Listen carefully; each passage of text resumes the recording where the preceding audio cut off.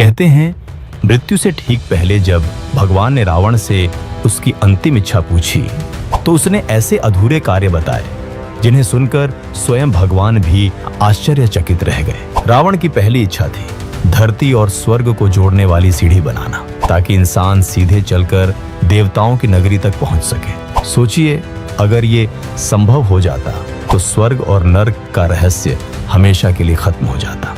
दूसरी इच्छा, वह चाहता था कि कोई भी बच्चा अपने पिता से पहले न मरे।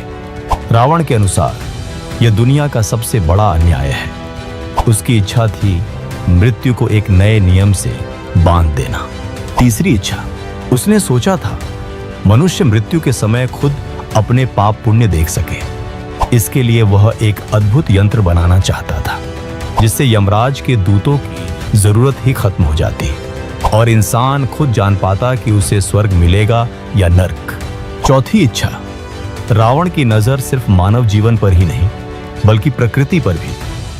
वह चाहता था कि समुद्र का पानी मीठा हो जाए ताकि प्यास से कोई न मरे। सोचिए, आज अगर समुद्र मीठे होते तो पूरी दुनिया कैसी होती। पांचवी इच्छा, उसकी एक और इच्छा थी चांद को उसके काले धब्बों से मुक्त करना। वह चाहता था कि चंद्रमा श्वेत और निर्मल हो जाए, एक ऐसा प्रकाश जो अंधकार को पूरी तरह मिटा दे। छठी इच्छा, सोने से भरी लंका में रहते हुए भी रावण चाहता था कि सोने में सुगंध हो ताकि उसका राज्य केवल वैभव से नहीं बल्कि सुगंध से भी महके। सातवीं इच्छा, उसने सोचा था बलि राजा को मुक्त करने का, वही बलि जिसे वामन अवतार ने पाताल में भेज दिया था।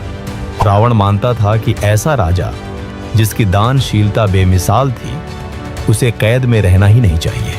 आठवीं और सबसे अद्भुत इच्छा, रावण चाहता था कि पृथ्वी का भार उठाने वाले शेषनाग को मुक्त कर दे। उसने सोचा था इंद्र के वज्र और पृथ्वी के लोहे को मिलाकर एक अखंड खंभा बनाएगा जो सृष्टि का बोझ संभाले ताकि शेषनाग विश्राम कर सके। अब सवाल यह है, अगर रावण सच में ये काम पूरे कर देता तो क्या हम आज की दुनिया को पहचान भी पाते? अगर आपको लगता है कि रावण सिर्फ नायक या खलनायक नहीं बल्कि एक रहस्य था तो कमेंट में लिखिए जय श्री राम और इस वीडियो को अपने दोस्तों से शेयर कीजिए।